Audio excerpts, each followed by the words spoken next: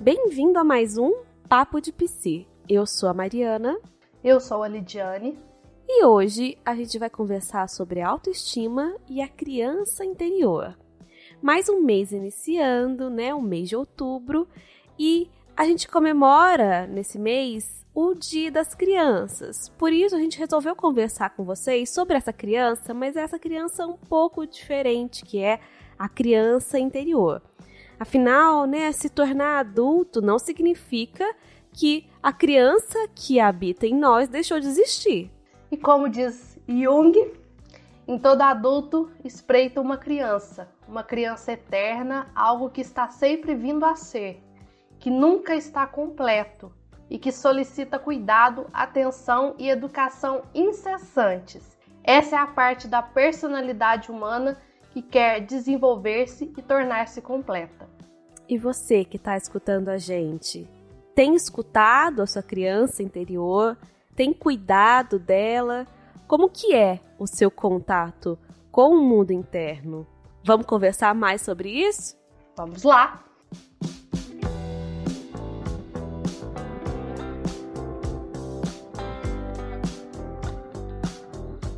Bom, não sei se quem está escutando já ouviu falar essa história da criança interior, né? Porque é um tema que às vezes desperta não só na psicologia, mas às vezes em músicas, em filmes. Quais são as suas lembranças sobre essas referências, Lid?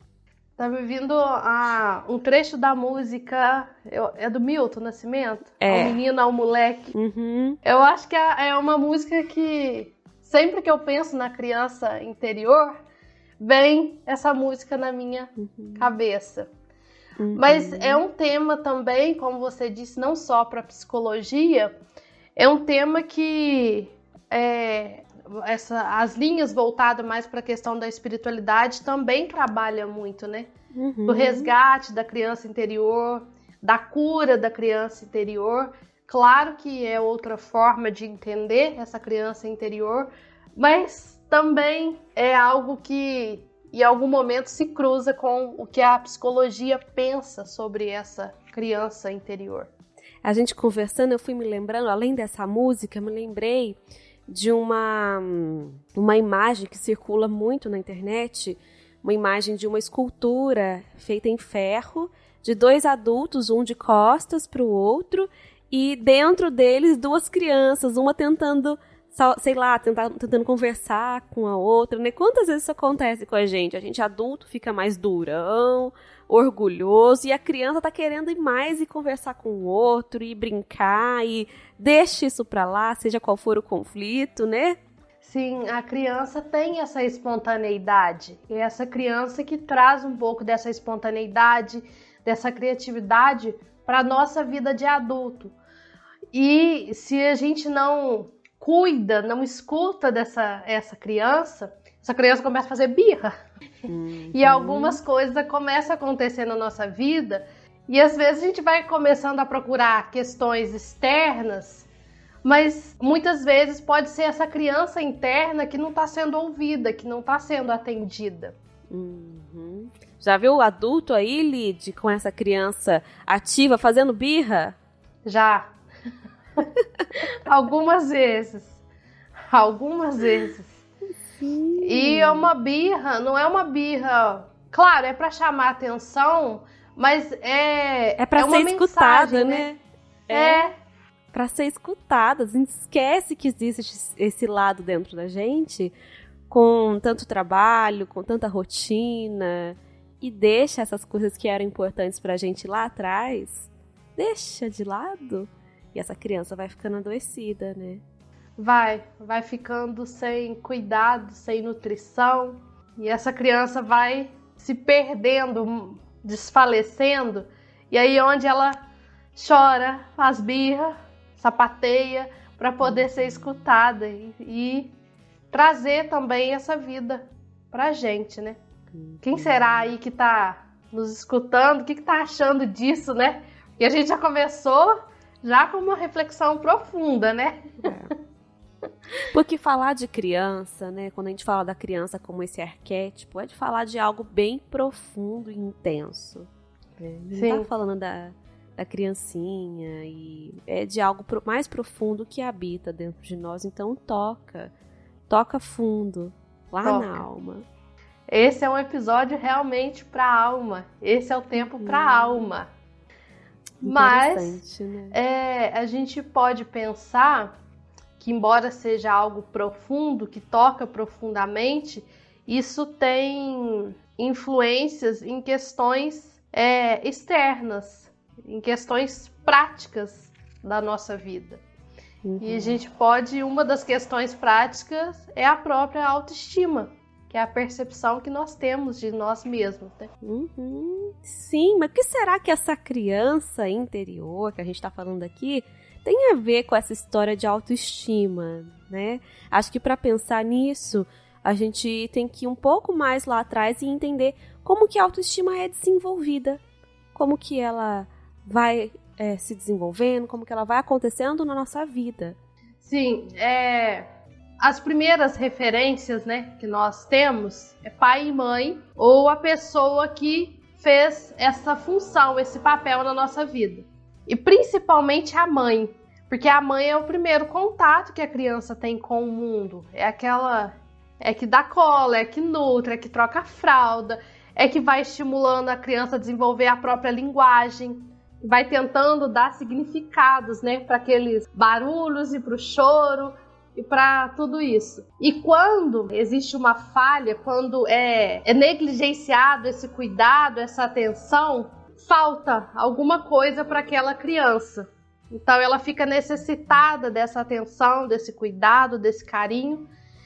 E à medida que ela vai desenvolvendo, vai crescendo, essa falha vai dificultando a compreensão que ela tem sobre ela mesma, sobre a sua imagem. Então ela acredita que não é capaz, que ela não dá conta, que ela não consegue. Então a autoestima, ela é desenvolvida dessa maneira, através do cuidado e da atenção que os responsáveis, pai, mãe, avô, avó, tio, tia, ou quem fez esse papel para a criança, vai promovendo para essa criança. E você falando assim desse lado, né, de que caso haja alguma negligência ou alguma ausência, isso pode influenciar na autoestima da criança, eu penso no contrário também, nos excessos.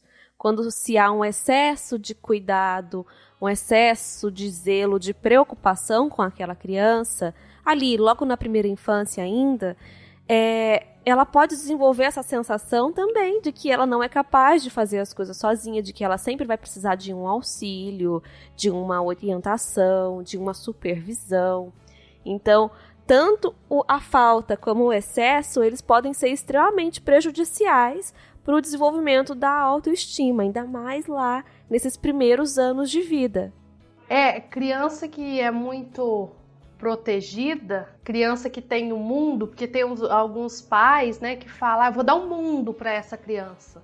Essa criança cresce muitas vezes achando que ela não é capaz de conquistar o mundo dela, sem alguém fazer isso por ela. Então, assim, educar é algo difícil. Educar não é fácil. Oferecer, ajudar a construir, estruturar essa autoestima para essa criança, essa personalidade dessa criança, não é algo tão simples como parece. É muito mais profundo do que a gente pensa e supõe. Pois é, mas vamos imaginar aqui que a gente está falando dessa criança real, né? Que teve algumas situações que influenciaram o desenvolvimento da autoestima lá na primeira infância, mas hoje essa criança é um adulto, certo? Certo. Porque é disso que a gente está falando hoje. A gente não está falando da infância, a gente está falando da criança no adulto. E aí, né? Como que faz? Chega esse adulto machucado, na verdade, com essa criança ferida, com essa criança que se sente, às vezes, desprotegida, precisando de um colo, de uma atenção e carinho. E aí? Como é que faz com essa criança que chega aí gritando, às vezes? Eu costumo dizer que é um trabalho, que é uma tarefa não tão simples. Eu não vou dizer que é uma tarefa árdua, porque é o nosso trabalho. Então eu não acredito que seja uma tarefa árdua, mas não é uma tarefa simples, porque muitas vezes esse adulto, ele é dependente emocionalmente, às vezes financeiramente, questão assim, às vezes consegue já tá morando sozinho, tem a sua própria renda financeira, mas é muito dependente emocionalmente. Tem dificuldade para fazer escolha, para decidir. Tem dificuldade para gerenciar a sua própria vida emocional. Então, assim, e como você falou, também tem esse outro lado, né? Do adulto que pensa que é rei, que é só ele, é só voltado para ele. Mas tanto o adulto que é muito dependente e o adulto que se sente o rei, tem uma coisa ali que talvez seja o que a semelhança entre os dois, que é a questão, a autonomia, ela não está desenvolvida. Ela não foi desenvolvida.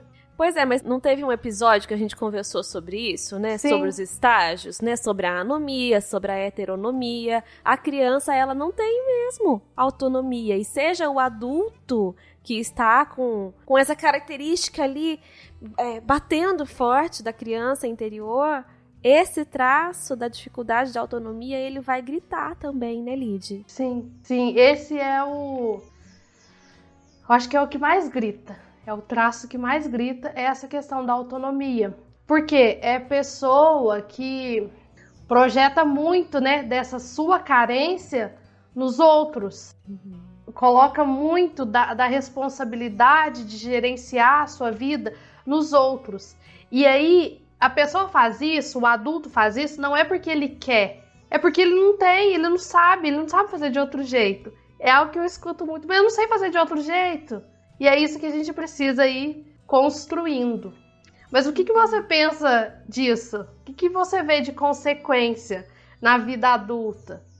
Sabe, o que eu sinto, assim, de uma grande consequência de não se olhar para essa criança ferida é um grande sofrimento psíquico, que às vezes a pessoa não consegue nomear, ela não consegue entender. Porque às vezes a vida, a rotina e tudo mais, tá tudo caminhando bem. Não tem nenhum grande conflito, mas a pessoa ainda sente aquele pesar, ela sente muito, sente-se às vezes insatisfeita. Sabe o que me veio aqui à cabeça? Muitas vezes com relação à profissão. Quando nós somos crianças, a gente sonha, a gente fantasia com cada profissão, assim, às vezes bem inalcançável, mas não inalcançável por possibilidades. Mas assim, às vezes são profissões que nós sonhamos, projetamos, né? Queremos ser os heróis. Sim. Eu queria ser atriz, queria ser cantora.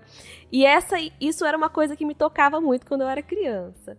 Mas aí vamos dizer que na vida adulta, esses sonhos da criança, eles ficam abafados. Então assim, uma pessoa como eu, que queria ser cantora, ao invés de fazer isso, vou colocar um negócio bem oposto, tá? Porque eu nem acho que a psicologia seja uma coisa tão oposta assim. Então, vamos dizer assim que ao invés disso, eu vou trabalhar num escritório de contabilidade. Nada contra quem trabalha no escritório de contabilidade. Mas para mim, Mariana, e para aquela criança que eu fui, isso seria extremamente enclausurador, abafaria muito do que a minha criança gostaria de ser, sabe? Sim. Então, assim, por exemplo, não sou cantora, não sou atriz, mas de vez em quando brinco, exploro, eu vou até esses territórios e dou uma explorada. Então eu vou lá e reabasteço a minha criança. Minha criança fica feliz com isso, fica satisfeita e tem energia para continuar a me ajudar a trabalhar. E aí fico pensando quando essa ligação ela fica quebrada. Eu acho que o que traz o adoecimento é romper essa ligação entre a criança e o adulto, né? Quando alguém não consegue fazer essa conexão mais. Falta uma ponte, né? Que liga essa criança ao adulto.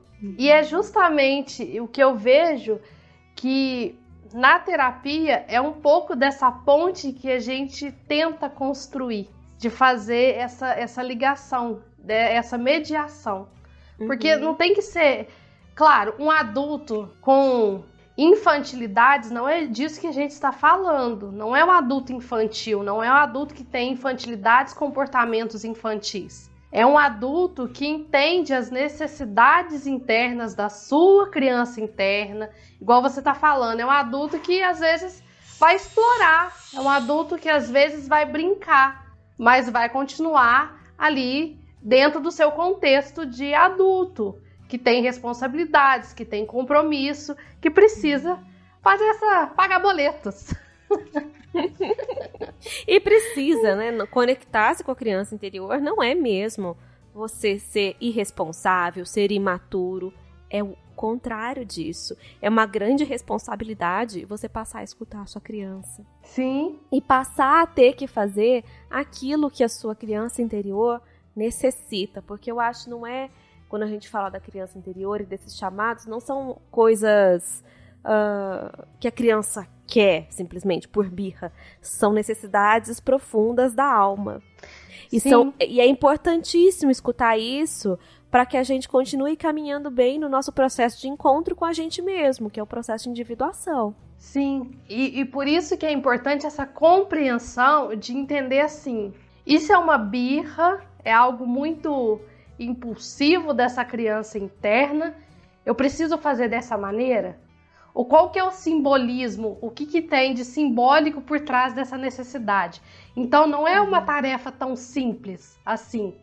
Ah, minha criança interna quer, sei lá, que eu jogue tudo pro alto e saia aí pelo mundo. Não que não possa fazer, mas antes de fazer precisa compreender o que é isso mesmo? É isso que eu estou entendendo?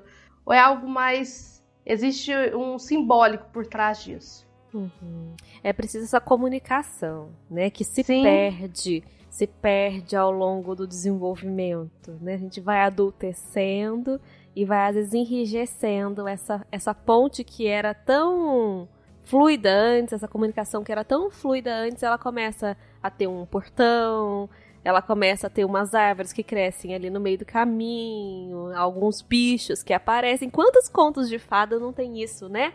A ponte que precisa ser atravessada e que às vezes é uma ponte perigosa. Me lembrei agora daquelas pontes que ficam em penhasco, sabe? Aquelas pontes bem fininhas e que o herói precisa atravessar por ela, morrendo de medo de cair lá embaixo, né? Às vezes a ponte entre o adulto e a criança, ela tá assim, perigosa, abandonada.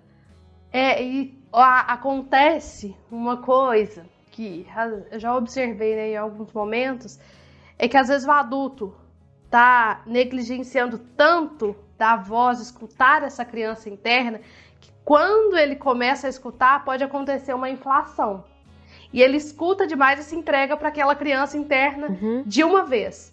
E isso também se perde, então precisa desse cuidado. Porque às vezes, como tá a voz dessa criança interna estava tão sufocada, tão reprimida, quando escuta, pronto, agora eu vou fazer tudo. Vou fazer tudo que essa criança quer.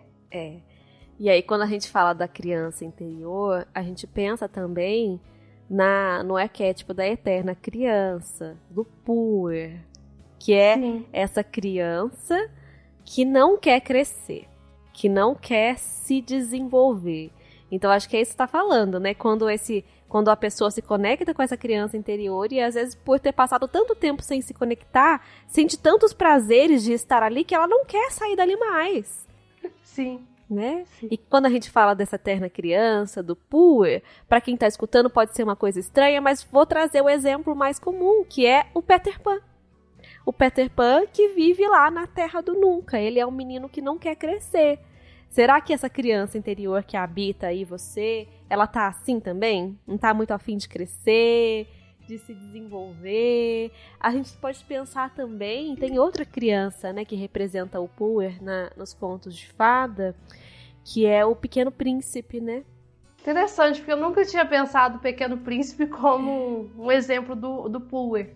Agora, sim, eu não vou lembrar exatamente qual a fonte, mas eu lembro que uma vez eu estava lendo sobre o autor do Pequeno Príncipe. E que o autor do Pequeno Príncipe tinha muitos traços do puer, né? De ser talvez mais molecão, mais com essa vivacidade da criança em si. Então, por isso que eu lembrei agora. Acho que quem se interessou, vale a pena dar uma pesquisadinha. Tem artigo falando sobre isso, eu só não me lembro agora qual, mas tem, que eu já vi. Interessante porque eu tô pensando no filme, o mais recente, né, do Pequeno Príncipe, e traz muito isso. Essa questão, principalmente do aviador lá, do senhor que é aviador. Uhum. Isso. Ele tem essa característica realmente do não quer crescer, do não quer entender as suas limitações. Porque eu acho que é aí que talvez seja a virada de chave, né? O insight. Porque o adulto, ele dá ouvido para essa criança, mas ele entende que ele tem limites, que ele tem limitações. Diferente de quem talvez se identifica, né, com esse arquétipo do Puer que não compreende ou não aceita os limites, que não dá para ficar ali sempre na terra do nunca. Não dá conta de conviver com esses limites que a vida adulta impõe. Sim. Então, o que a gente está falando aqui é de uma mediação. A gente não falou da ponte, né? Pela ponte a gente vai e volta. A gente não vai e fica lá, né? A gente vai. É um lugar de transição, de passar, de voltar. Aí, quando sente necessidade, vai lá de novo. Vem, traz a criança, depois leva a criança embora. É um processo. É um processo, é uma ponte que precisa estar livre para que essa comunicação aconteça, mas não é um lugar de morada, é um lugar de passagem. Uhum. Pois é, na música do Milton ele fala, né, que há um menino, há um moleque morando sempre no meu coração, e toda vez que a bruxa me alcança, toda vez que existe um perigo, ele vem para me dar a mão, né? Então essa criança, ela vem também para fortalecer. Se dar a mão é um reflexo, né? Um reflexo, não. É uma... Ai, não consigo encontrar a palavra agora. Mas, enfim, é um indicativo dessa questão de fortalecimento. A criança interior e a conexão com ela não é uma conexão para ficar mais frágil, e sim para se fortalecer. Sim. Interessante pensar assim, né? E por isso que a gente pode pensar, né? Será que se eu estou com a minha criança interior tão machucada, tão ferida pelas situações que aconteceram na vida, será que é possível curar as feridas dessa criança interior? O que você pensa disso, Mari? Eu penso que isso aparece muito hoje na nossa rotina de trabalho, né, Lídia? Em casos de pessoas com depressão profunda, pessoas com transtorno de ansiedade em algumas situações. São pessoas que às vezes se desconectaram desse outro lado. E esse lado, quando não é ouvido, como a gente já falou, às vezes faz birra e tudo mais, mas às vezes também fica aquela criança muito fragilizada, que não tem quem cuide, né? Precisa ser cuidada. Se a gente for pensar isso lá na primeira infância, realmente, o ser humano ele precisa de amparos, né? Como espécie, ele precisa de cuidados. Então, você falou da relação materna, da relação dos cuidadores. E aí, tudo bem. Mas e essa criança que vive dentro da gente? Quem é que vai cuidar dela? Né? Você perguntou de curar feridas? Eu penso no cuidado. Mas quem que vai cuidar? É a mãe? É o pai dessa pessoa real? Não, né? Quem vai cuidar disso é a própria pessoa. Então, quando essa criança ela surge ferida, é uma ótima oportunidade para recriar esse laço entre o adulto e essa criança interior. E esse adulto, sim, botar essa criança no colo, escutar, deixar ela chorar através dele, deixar ela expressar as vontades. Por mais que pareça uma maluquice, tem que deixar isso sair. Não, às vezes o adulto tá tão desconectado de quem ele é realmente que parece uma maluquice as coisas que essa criança interior quer. Parece uma loucura. Como você falou, às vezes jogar tudo pro alto, né? Às vezes até se o adulto que estiver nos escutando estiver muito enrijecido, muito desconectado dessa criança, pode falar: o que essas duas estão dizendo? Que bobagem é essa que elas estão dizendo? E aí, liga um sinal se você já pensou assim. Como é que tá essa criança interior aí? O que ela tá tentando te dizer e você não está ouvindo? Sabe o que eu penso, Lid? Que essa desconexão, ela é muito favorecida pelo ritmo de vida que a gente leva. Eu fiquei aqui pensando, né? Quando ela pode começar essa desconexão da gente com a criança interior? E eu fiquei me lembrando, assim, de casos e de situações que são falados assim para os adolescentes. Agora você tem que crescer, você não pode, para de criancice. Que bobagem, que infantilidade. Isso tudo muito associado a um caráter negativo. É claro que existem caráteres negativos também da criança interior. Sim. Mas como que é no nosso meio, é estimulado essa quebra, essa ruptura. E talvez seja necessário, essa ruptura também seja necessária, mas a gente está enfatizando aqui, né? Precisa voltar a conectar, precisa voltar a se comunicar com isso. Então, quando você falou, será que o adulto que está escutando a gente, se for muito enrijecido, não está pensando que isso é uma bobagem? Eu pensei, às vezes, até no adolescente. Será que o adolescente que escuta também não pode falar isso? Nossa, que bobagem, né? Eu já sou adulto. Não faço mais nada disso. Porque algo que eu penso é que a gente precisa, a gente vem, né? Já nasce e quando é criança é só a criança que tem mesmo, é só aquilo ali que está. Quando entra na adolescência, começa mesmo a se distanciar dessas infantilidades. Então, eu acredito que seja um processo natural também. Vai ter um momento que a gente vai ter que distanciar essa comunicação.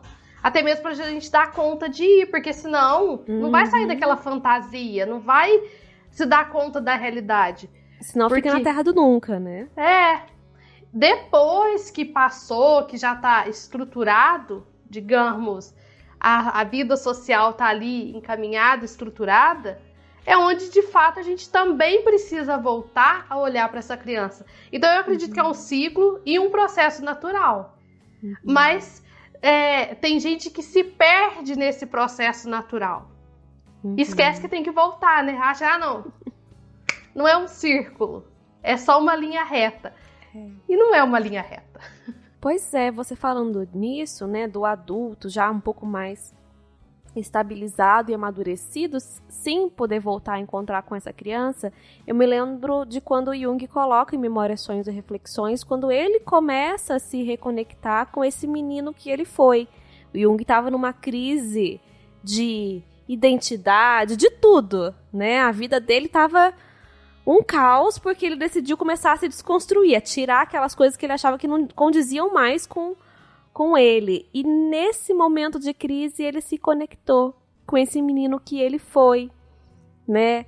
E aí, ele já tinha netos, né? Ele tinha a casa dele lá no lago, ele já tinha neto, então brincava com o neto na areia em torno do lago, e a partir daí ele foi se reconectando com essa criança, chegou a ter visões com essa criança, e olha só, né, o que foi produzido depois disso, né, a obra do Jung se estruturou, uma obra profundíssima, super elaborada, que acredito que se ele não tivesse tido esse contato com esse eu mais profundo que se apresentou ali, não teria sido possível.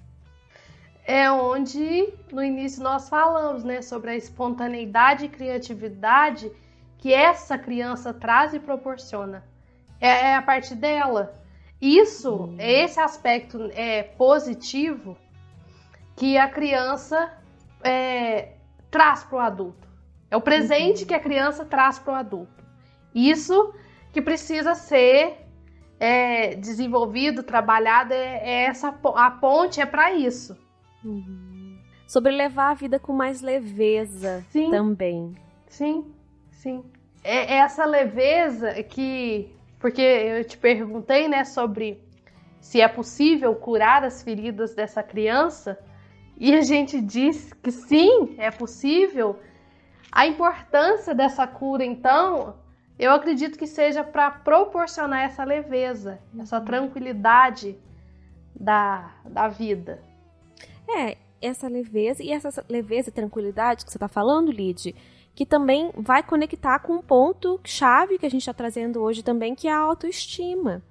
Então, às vezes, o adulto é um adulto que não acredita em si, que não confia em si, que acha que sempre vai precisar do outro, que não é capaz de fazer nada sozinho, independente, que todo mundo faz melhor do que ele. É melhor ele ficar lá quietinho que ele não sabe fazer nada. E quando há essa reconexão com essa criança que tá lá ferida, lá de trás, e esse adulto acolhe, põe no colo, escuta, conversa, traz alguns conteúdos para a sua vida, né? Atualiza pontos da sua vida a partir do olhar dessa criança, pode haver sim essa cura desse processo da autoestima também. Um desenvolvimento dessa autoestima para que ela se torne positiva. É a mudança, né? É a virada da chave na autoestima. Essa pessoa começar a perceber a si mesma como, sim, eu tive uma história, um desenvolvimento difícil, mas eu tenho pontos positivos que me permitem estruturar a minha vida. Eu tenho condições de ter essa vida estruturada. Porque os fatos que aconteceram na vida não são determinantes, mas são condições. Sim, nada que acontece com a gente determina, né? Claro que existem situações muito pesadas, situações traumáticas, mas nós temos uma capacidade muito forte e intensa que pulsa dentro da gente, que é a ressignificação, que é a capacidade de dar novos sentidos, dar novos significados para a vida a partir dali. Criança tem tudo a ver com vida nova. Sempre que a gente fala de criança, a gente está falando disso.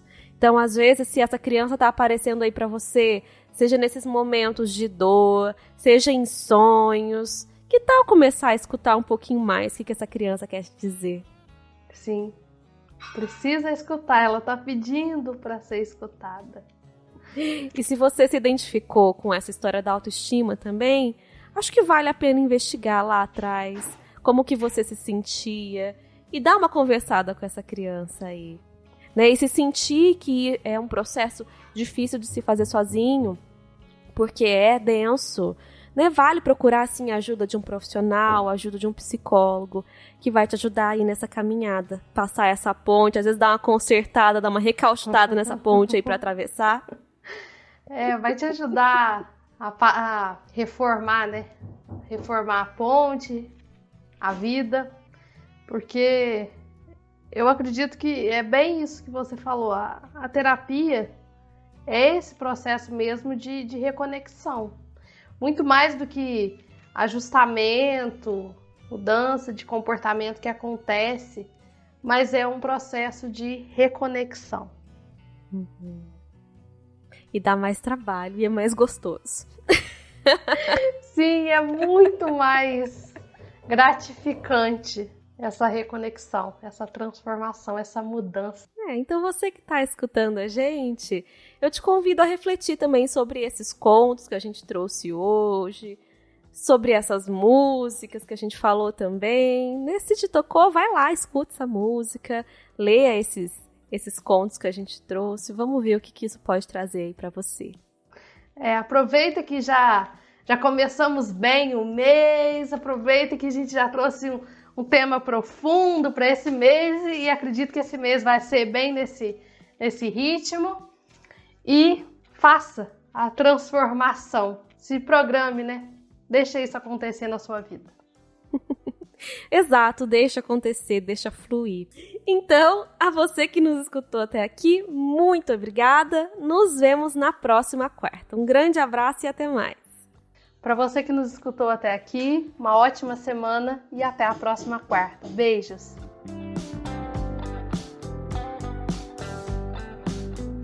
E se você quer conhecer um pouco mais sobre o nosso trabalho, segue a gente nas redes sociais. O meu Instagram é @marianaalvespc e o da Lídia é @lidianegouveia_psicóloga. E não se esqueça, toda quarta um episódio novo para você escutar de onde estiver e quando quiser.